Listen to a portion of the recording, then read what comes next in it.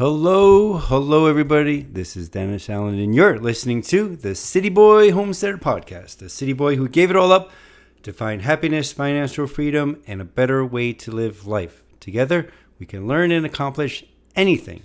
Today is Friday, April 26, 2019, and today we're going to be talking about the funky chicken. No, regular chickens. I had a lot of experience in Jersey City. I had 18 chickens in the heart of New York City. And so I have that experience. I'm going to talk about that a little bit. I'm going to go over one of my old permaculture meetups that I held in Jersey City where I spoke about chickens and doing the funky chicken, things like that. To now being on 30 acres or almost 30 acres and in a point in my life where this is going to be my third year here. I could have swore I was here for like 5 years, but it's really been my third year, which is like mind-blowing. So I'm coming up on my third year in June. That is my birthday month. But it's time to get chickens. I don't still have running water, but now that I'm redesigning my life, I'll get into it more in the episode, but talk about chickens. So I'm going to go over my new plan to, I designed a chicken coop. I'll show you that verbally. I'm also recording this so people on YouTube could see this. I'll put in different things of pictures that you could see. There will be a link to all these documents, my old permaculture meetup. It'll be in the show notes, things like that. But we're going to go over the legality of it. What's involved with chickens, the construction of the coop, the security of the coop. You know, you don't want to get any kind of predators or Eddie Murphy in there. No, Eddie Murphy's perfectly fine with chickens, so that's not an issue. But it is a security issue. You know, if you don't have a dog as cool as Eddie Murphy, I don't know if Johnny Cat might go after chickens. So I still need a lot of security. Chickens, what kind of chickens? What are the purpose of the chickens? Do you want to have eggs, meat, things like that? What are the chickens going to eat? They're going to drink, keeping them heated for the winter months when it's really, really cold in central Pennsylvania. And finally, automation. You know, it's the 21st century, and I would like to get the chickens into some kind of automation system. You know, I don't want to be tied to my property, so I would like it to kind of run by itself. So I'm going to talk about a little automation. So stick around to the end, and that's what we'll talk about. Before we get into everything, I want to go over today's sponsors. It's the IngleBean Coffee House. IngleBean is true and dear to my heart. Obviously, I bought it.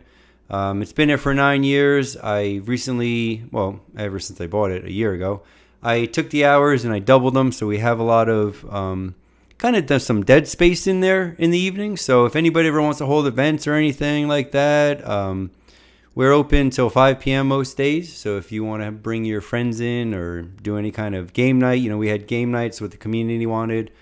Kind of fizzled out, you know. I don't know if it was I don't know. But anyway, IngleBean's there. We have open mic tonight till 10 p.m., which is a really great activity that everybody in the community comes out to in full force. So really cool place, inglebean.com. Check them out.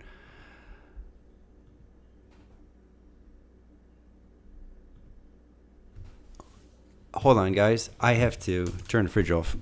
Oh. See, YouTube, you get to see this. I paused it, and nobody else gets to see this. Right here. There's a refrigerator right here that I'm turning off. It's going to make a lot of noise. And then I put a bench in its way, so just to remind me to turn the refrigerator back off.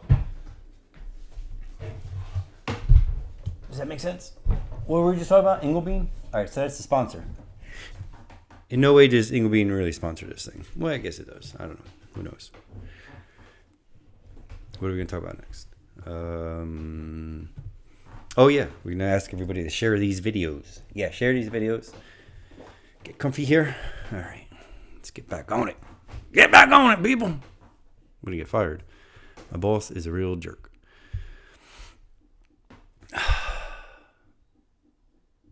Whoops, I gotta move that cursor over there.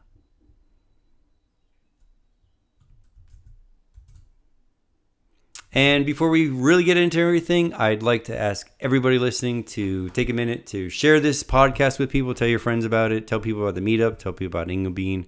Any crazy stuff that I got going on. It's all on IngleBean. Well, it's not all on IngleBean. It's all on DennisAllen.com. I think I have too many websites. All right, so chickens. So what I'm going to do... my old slides from the Permaculture Meetup that I held in Jersey City, I think it was every Tuesday night at 7 p.m. It's weird. This one thing about the city and the country, city life is much later. You know, I lived in a city that never slept, many times, and I lived a mile from it across the river. But yeah, things are very late. You know, it's not, I don't know, at 7 o'clock out here, people are sleeping. So, is it legal? That's one thing I had to deal with in the city. Right now, I'm living on farmland. So, if they say it's illegal, I don't know, the township, building a coop, that's something that I have to deal with. So, is it legal? I don't know. I'm assuming it is. Miss Winters, that's our code enforcement officer. If you're listening, I am going to reach out to you before building it because I don't want to get another nasty lettergram. I don't know if I need a permit. I don't plan on making this part of the permanent structure. I don't plan on making a, what do you call it, a foundation or anything, because I want to be able to move it. Because right now I'm just setting up my Airstream and moving it down to kind of like the flat spot in the area where I was thinking of, I'm going to build a house eventually. It's kind of like the flat area. Midway up the property, it's kind of like the level of the top of the quarry. So if you, there's a big pile of topsoil. So when he scraped, anyway, between me and the quarry, it's the same levelness where I'm going to be building, but there's a big amount of topsoil, which is cool. So I'm going to be just building so I can move it. So I don't think I'm going to need permits. I'm sure somebody's going to want some kind of money for this project, but hopefully it's not going to be any kind of illegal thing that I'm doing because it is farmland. I'm legally on farmland. So if you're in a city, you do have to work with your local departments that make you sad. In Jersey City, again, I do what I want, and then I don't do what I want, but I do things. Like I checked into it, and it pretty much read that the chickens are illegal, so I did them. I had them in my backyard. I put a little coop there. I had the former, I don't know, he's the mayor now, but before he was the mayor, in my backyard, even showed him and everything, and he became the mayor. I kind of had a front row seat to the mayor's office and everything that went on a day-to-day operation, so which is really cool. I got to know all the department heads. One of the department heads was pretty big, high up there, kind of the mayor answers to him. So one of the health department started cracking down on people with chickens because there was a movement going on. You know, it's kind of nice having chickens in a city, especially when you don't have any other kind of nature around. So a lot of people like myself started having chickens. I probably know more. No, I don't. I'm not going to say no. I don't know more people in the city that had chickens. So a lot of people have chickens here too. But they were going after chickens. And so I had to, talk to people in the government and say, hey, are you really going after chickens? This would be horrible press. There's a big green movement. I have chickens and all this. And so they kind of put a squash on that. So usually in the city, like Jersey City laws where your coop has to be 25 feet from the house, pretty much where people live. Some people read that as, oh, I have a shed out there, or my fence is my, so it depends how people read the law. But I got into the lawyer in the area, and he said, it's fine with the house. We don't want to mess with chickens. I wouldn't do roosters, You definitely don't want roosters if you have roosters. You don't want roosters if you have neighbors. If if I had chickens in the city, well, when I had chickens in the city, if I had a rooster, my neighbors would want to kill me. So no roosters. I would do that because you're harming people. You're harming people's ears. Remember the 3 rules in permaculture: care of the earth, care of people, and I've been using sustainability a lot as the third one. Don't waste things, overabundance, things like that. So that would not be good for your neighbor's ears if you had roosters. So keep the roosters away. They're good for security, but we're going to get into security when you're building a coop and things like that. So in nature, they definitely want their big rooster around. I'm not going to say what you could otherwise call them. It would be started with the C word, Anyway, check with your neighbors. Make sure you're okay with, they're okay with you having chickens, because you, again, don't want to tick off your neighbors, especially the one that lives directly next to you. I never had that problem. My neighbor was great. If you do have that problem, give them a couple eggs every now and then, and you should be fine. What's involved with the chicken coop, you ask? Well, there's time. It's definitely something like a dog, a cat. It is it's a pet. You have to take care of it as much as you do as a pet. Like a dog or cat. In the end, we're going to talk about automation to try to alleviate that, but 99% of the time, I'm going to be there spending time with my chickens. So time is a very big thing. You have to build a chicken coop, which we're getting into. What kind of chickens there are, feed. I guess that was like the intro. We kind of went through all that. So time is that was just a recap of what I was just doing. So time, 2 times a day you want to be there. Definitely when you're designing a permaculture landscape or your backyard or your life or whatever, you want different zones. So zone 1 or 2 would be where you would want your chicken coop. Somewhere you're going to be a lot. You're going to visit it often. You want to always take a good care of your chickens every single day and making them nice. You want to go out there 2 times a day. You want to open up the coop, let them out wherever they're going to run. We'll talk about that later. And then you definitely want to come in every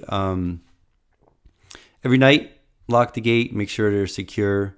In the morning, you would definitely want to take the eggs out too. Do a little, if you see anything really messy. Weekly, you definitely want to weekly check, clean out the coop. Take out the old bedding. I like to use as a really thick layer of hay. Actually, the thicker you do it, you probably don't need to do it every week. But if you had, depending on how much hay you have on the bottom, is going to determine how often you have to clean it. So if you have a really thick layer, that little bit of bird poop is not going to really do too much. It's going to take time, which is better because then the hay on the bottom could start breaking down. You could, maybe weekly you could turn it. Instead of cleaning it out every week, you could turn it every 2 weeks, maybe, or monthly. You take it out, put new hay in. Monthly, go through everything, make sure the wood looks good, things like that.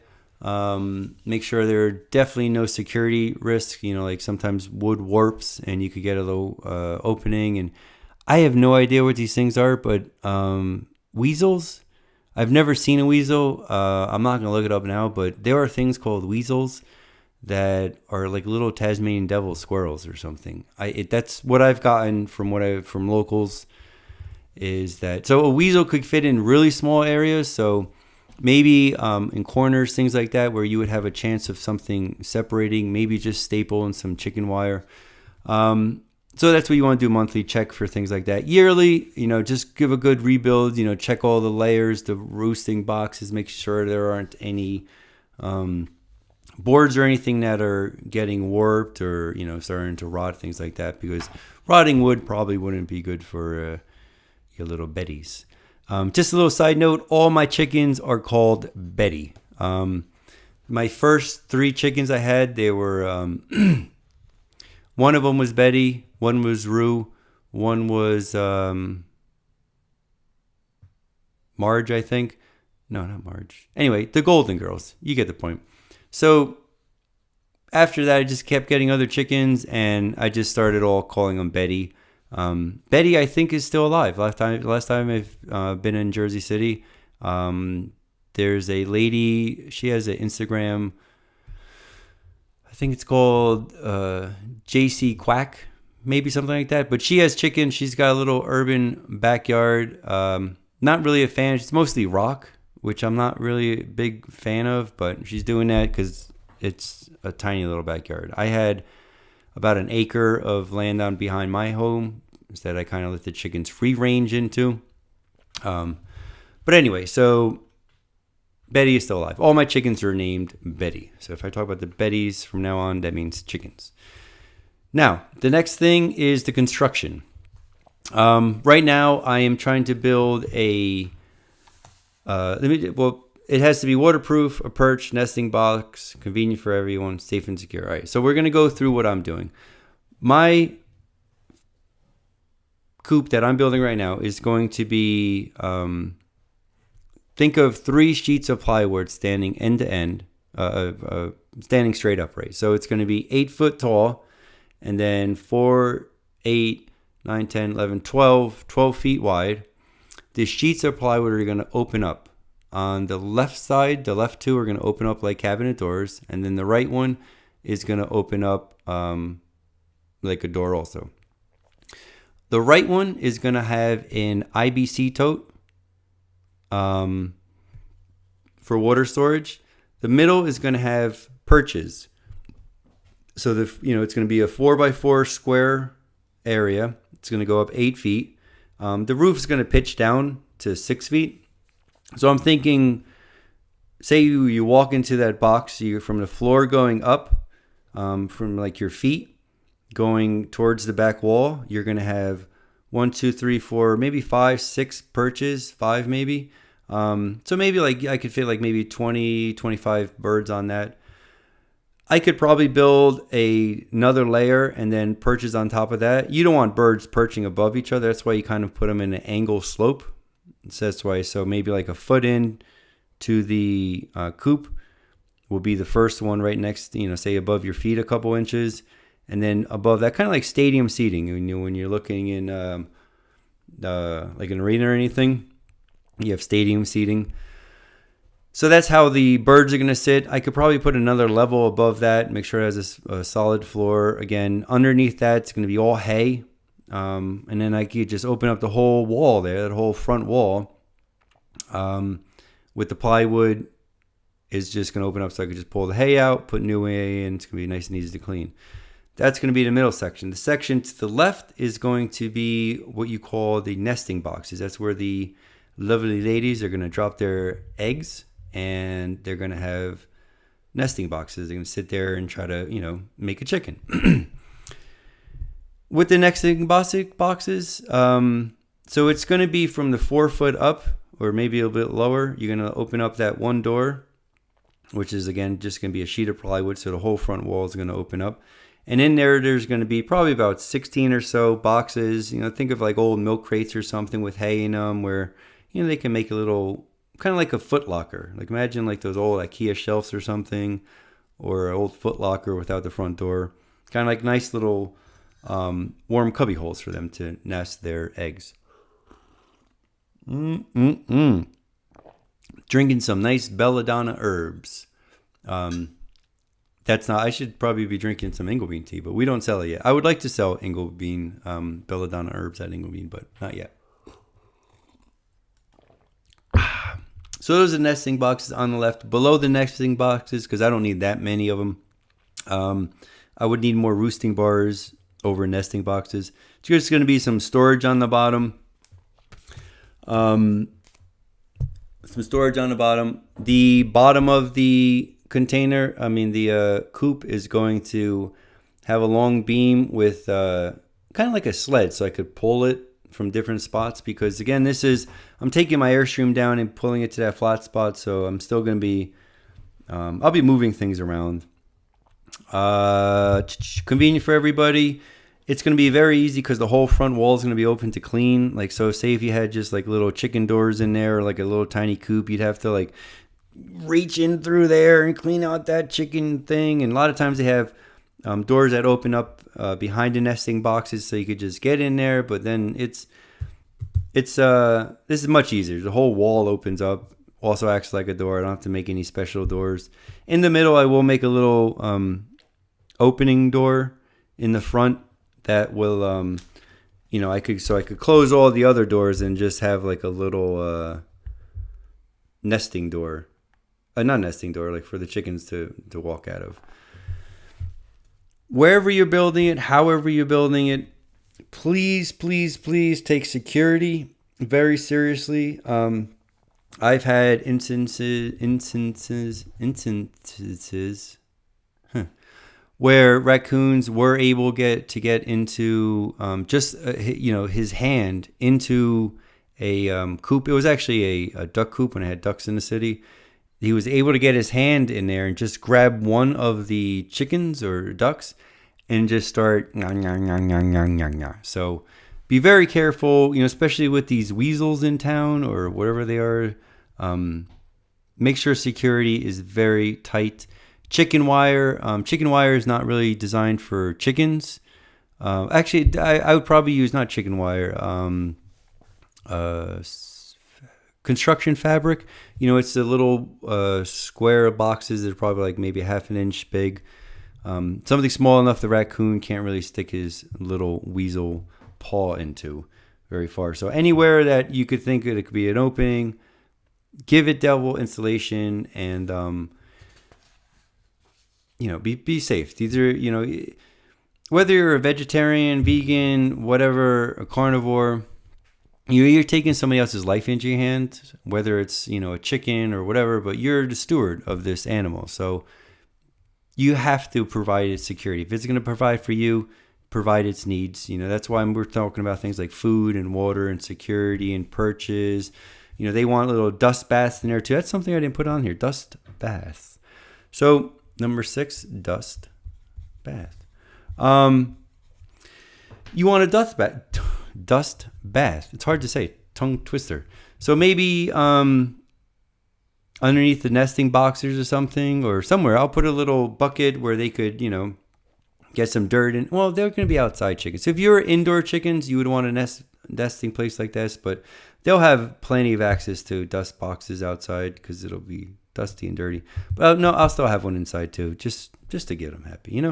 Want a place for water, things like that. These are all designing features of the coop. Insulate it. Make sure it's nice and dry. You don't want any openings for wind or hands. Even if you put the netting over any holes, the wind in the winter, man, the winter wind whips. Woo! Next thing, security. I guess that's what we're talking about already. Security. I guess I didn't have a paper for security. Like we were just talking about, so have netting go into the earth. So if you just have a run outside, never just have, wood on top of dirt, because an animal will very easily be able to burrow underneath, dig a hole, and then go under there, take your chicken, and eat them. So definitely a lot of chicken wire, things like that. Chicken wire is to keep chickens safe, not really to keep. Well, you can keep them out of your stuff too. That's something else we probably should talk about. I guess that's in the run part. We'll talk about that. So be very secure with chickens. Locking mechanisms. Raccoons have very good fingers, and they could, so get like some kind of latch, like up, down, sideways, or even like carabines are really good. I've seen people use those carabines, like on your keychain, something like that you have to push, kind of like child safety. Anything that a child can't get into, a raccoon could probably still get into. But so it's serious. They really I've seen the documentary. They could get into, like, imagine the width of a sandwich. Like you need a sandwich, or an IngleBean sandwich, even better. That width, a raccoon could get into. So be very serious about that. What kind of chickens, you ask? Well, there are different kinds. There are layers that lay eggs. So if you just want a bird that lays an egg all the time, you get a layer. Something like a Rhode Island Red, that's what the Bettys were. Australorps, Leghorns, Americanas, I don't even know. These are weird names, but there's different kind of birds. Wherever you're getting your birds from, make sure they're layers. Make sure they're females, because eggs only come from females. You don't need here's a very popular misconception. You don't need a rooster to have a chicken lay an egg.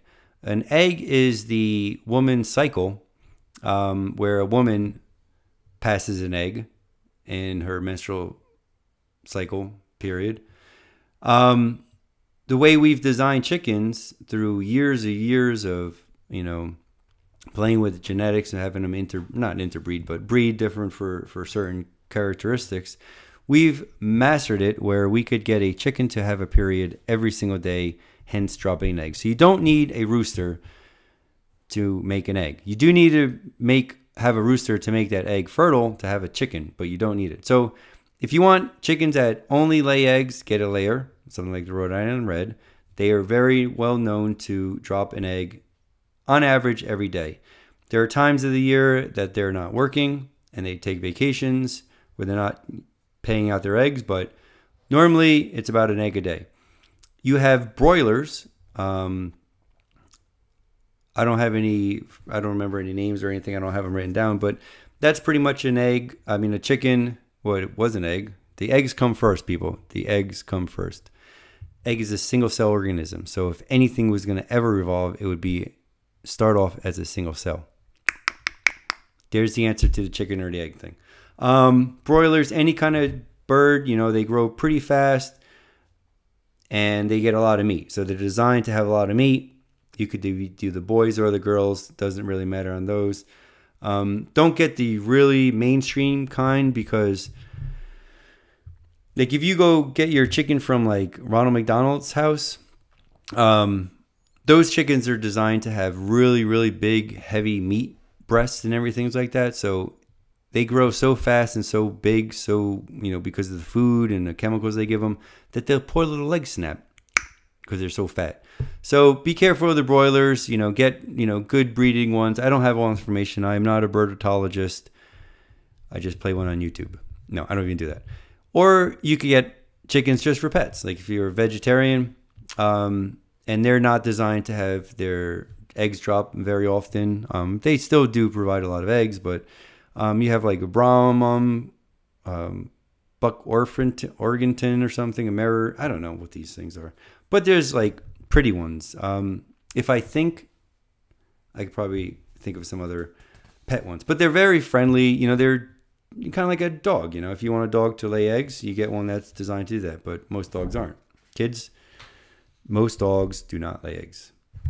Well, except the females do. But not an egg where you could take it out and eat it like a sandwich. So your chickens, those are the kind of chickens you want. Make sure they come from healthy sources. If it wasn't organic, grazed, you're buying a little chick. If it was started off a little crookedly dookily, don't worry about it. It's what you're going to feed it going forward, which is going to really make it solidify as a good, healthy chicken. Just like people, one good thing my mother did was she started off me, not with English as a talent, but with a very good diet growing up. I didn't have a lot of sugar cereals or cookies, things like that. I had to sneak next door over to my neighbor's house to get the good things, Sab and Maria. I was going to say, I don't know. It's about tanning. People are still tanning. Can you believe that? Anyway, so I myself started off really good with a very good foundation as far as eating. I'm sure I got a couple of vaccines stuck in my neck before, they released me to the wild. But if I didn't have that base, when I smoked for years, and then I stopped so new time, if you didn't have that good, healthy base foundation, start doing it now. Same thing with chickens. When you're getting into conventional feed, there are different types of feeds for different stages of the chicken's life. So there's a starter feed that's going to give it more things that a chicken needs to start its life. It's like puppy food. You get puppy food, then you get normal, healthy activity dog food, and then you get the older dog food. So same thing with that. A developer is after 12 to 20 weeks food, and then the layer feed is 20 weeks and on. So you do that. You could also do wild forage. I'm going to probably subsidize some regular feed. Minimal, very minimal. I have 30 acres that these chickens get to walk around in. I I don't think I'm going to have to feed them much. So you could definitely get them out there wild foraging if you have the room, if you're willing to protect all your plants. I have to protect all my plants from everything like deer. So if a deer is going to be able to stay out of it, my chickens aren't going to be able to get to it. So my plan is to have them free range and then really protect my plants. So like in Jersey City, they were free range chickens, and I just fenced off the areas where I didn't want the chickens, which is a lot easier because they could just go off and do whatever the heck they wanted. So feed them all the time. If you're keeping them in a chicken run, feed them. You probably want the buckets high off the ground, like maybe neck height for the chicken, not for you. Hanging so they could just bark right into the feed, and this way mice can't get in there. They need grit. So some kind of like rocks, like crushed rocks. Because what they do, they put that in their gizzard, and then they crunch like the corn and things. So it's like kind of like a double chew kind of thing. So they need that.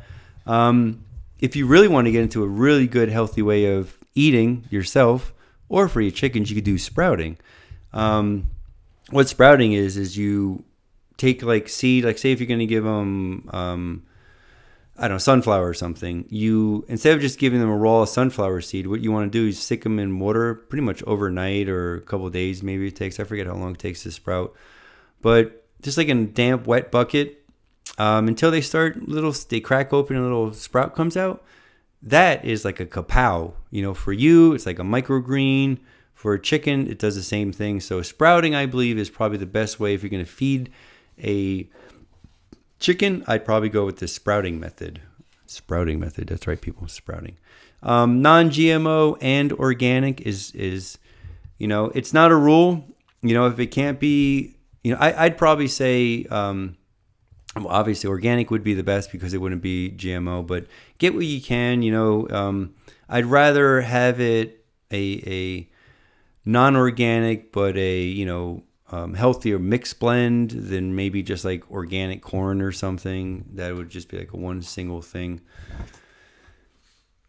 Again, these are pets. What do you put into your body? What do you put into your animal's body is pretty much the same thing. Because if you're going to put that into your body, then figure it out. Right, Eddie Murphy? I hear him in the background. Next thing is water. In my notes, I only put one thing: clean water. That's pretty much the only thing to talk about when you're talking about water for your chickens, is to make sure you have a constant, steady, fresh, clean water supply. Constant. No bowl that's sitting there for days. If you have a bowl, you're going to probably need to change it. I wouldn't have a bowl. Chickens don't, you have a bowl for the dog. Chickens will drink from it, but you want to have some kind of nipple system where, like my idea for the winter is maybe just tie into the bottom of the IBC tote that is going to, did I tell you about that? Yeah. So on the right, it's going to be an IBC tote for water. It's going to catch the rain catchment. It's going to go into an IBC tote. So that's the right half of the chicken coop 4x4. IBC tote holds 275 gallons. Pitch rain roof is going to collect the rainwater. The rainwater is going to go into a downspout, into a first flush system. So if you're going to drink this water, if it was just for irrigation, I don't really care, whatever, just dump it right from the roof into the rain catchment. But because these are going to be used for my betties, I want to make sure that the first flush is activated. So what that is picture your roof. You have, other birds were pooping on it and leaves and all kind of, dead squirrels or whatever, jibber jabber you have going on. You have that runoff, there's a screen separating it. So any kind of leaves of the dead squirrel will just kind of like sheet off. The water then, anything that's going to get through those little tiny squares or whatever, will go into a big long tube, a rain gutter with a cap on the bottom. The bottom of it will have a couple little pinholes in it, so it'll eventually rain out. So what happens the first, maybe 5 minutes of the rain, it'll just all fill up that drain thing.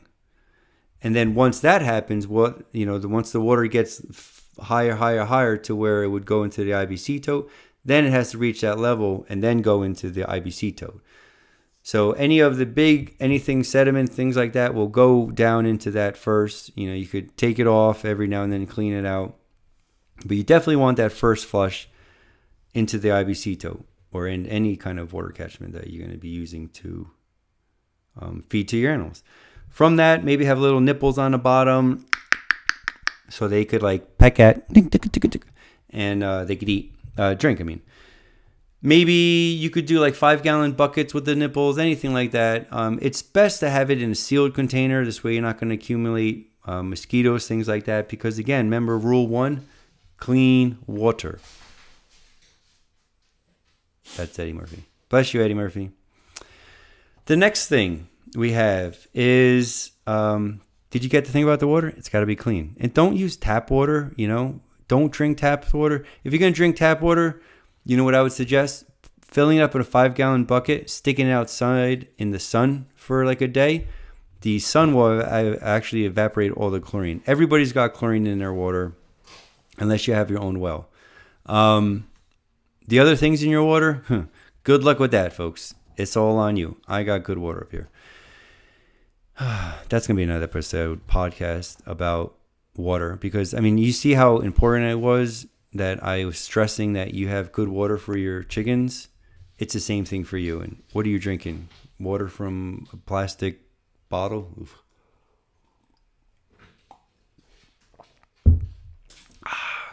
Welcome, Eddie Murphy. Yeah, there was him. See, English is not my first language, people. It's my only language. Yikes. All right, so the run, let's wrap this up pretty soon. We got a couple more things to go through. The chicken run is like the backyard space. See, fresh, clean water, just like for your dog.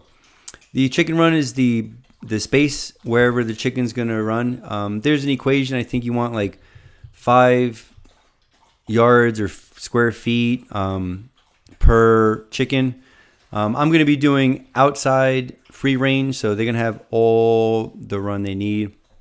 But if you're designing one indoors, you could, a lot of people just will have a run. And what I did in Jersey City going towards the end, I actually dug out, this is part of my design for my property. I wanted to refresh the soil, get rid of the toxic ecodeics. So I dug out 3-foot whole sections, like 4 by 10 foot sections, took that dirt, dumped it off over the cliff, and then put all my compost in there. So that was building up. Literally like in a year, I built up like 7 inches of soil. It was amazing. It was really amazing. Best soil you could build by doing that. So definitely have a good run for the chickens. Jeff Lawton, and that's kind of what I was doing, is you do that. You have all your compost and they rip it up. That's called a chicken tractor on steroids. Mine wasn't a tractor. It didn't move or anything, but I used to collect everyone's scraps. You got garbage scraps? Bring them on over here, people. I used to ride my bicycle around town picking up at people's. They would have like drop offs for me and everything. Protect your plants, like I was mentioning.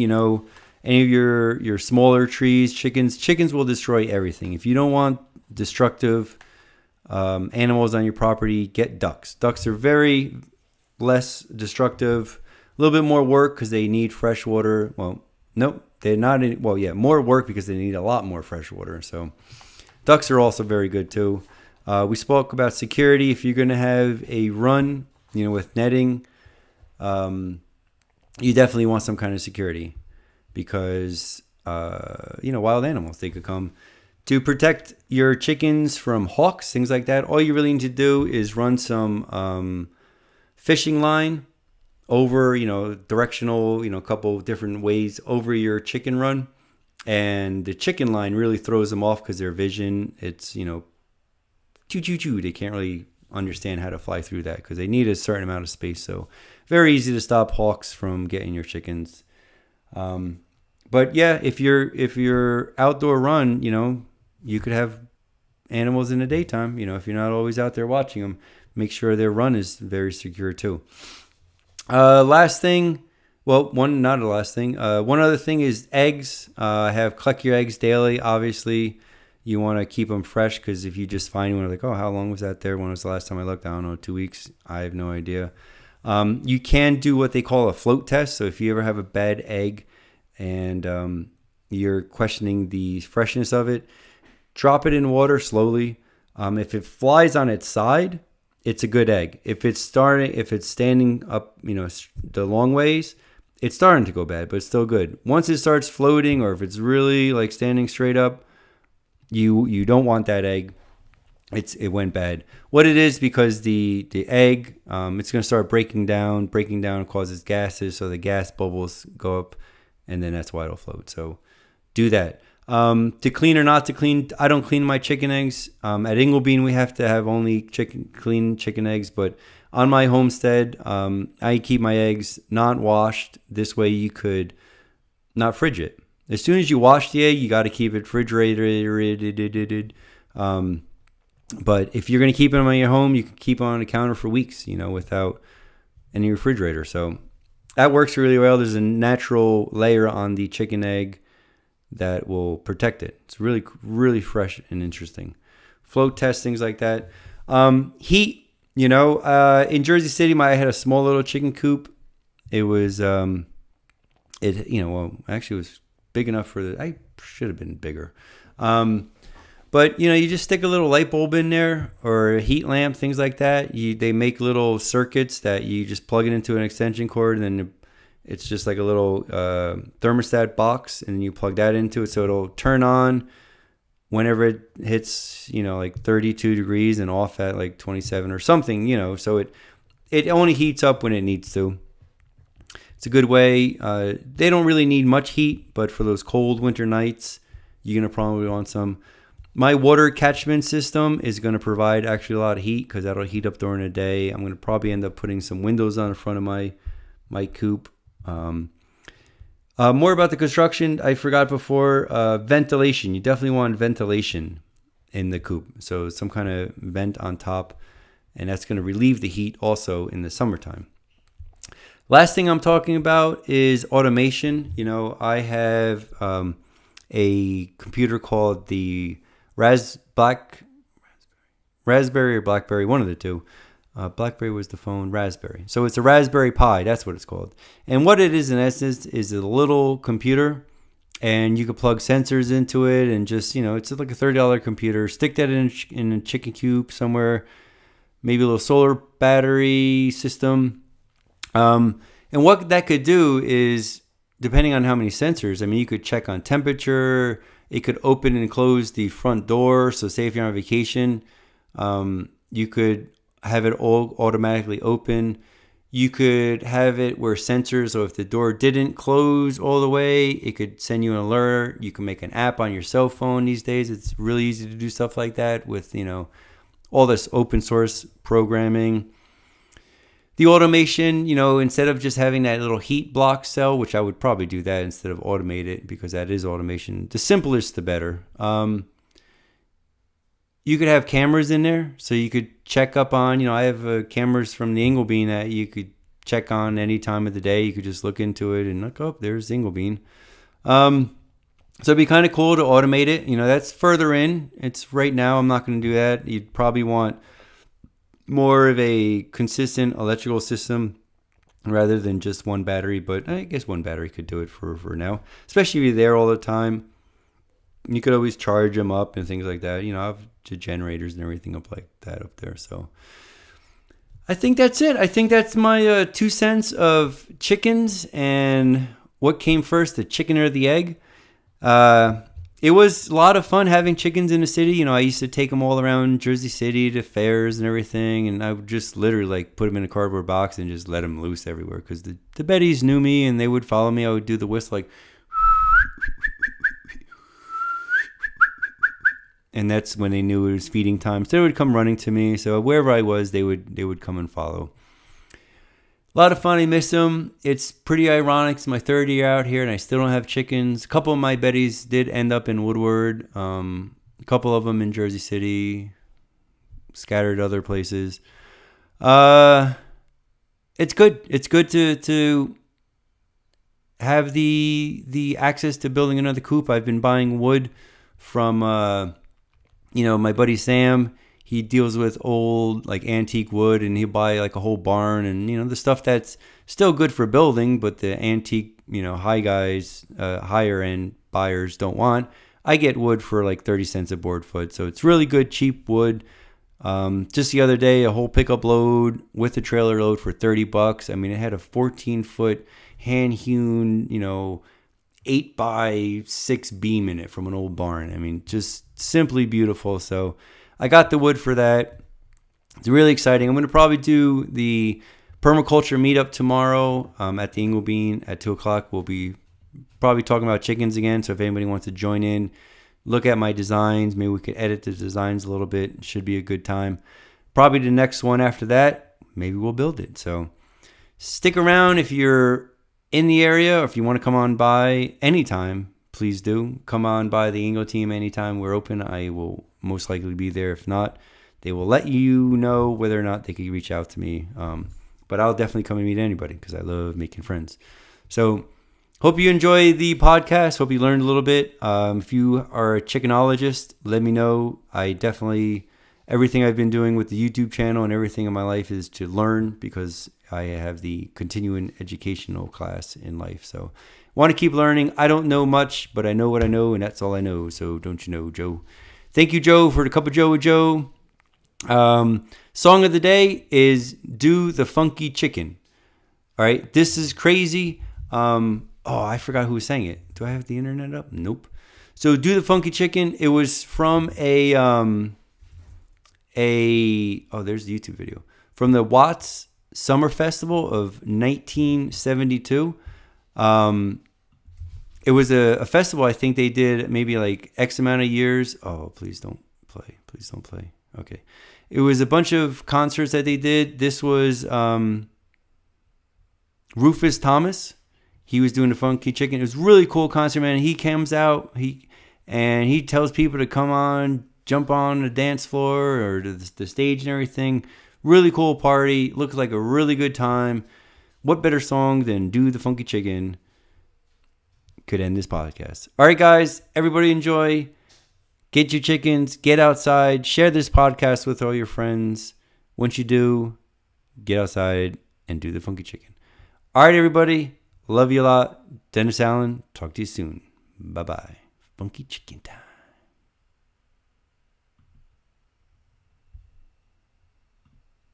All right, YouTube.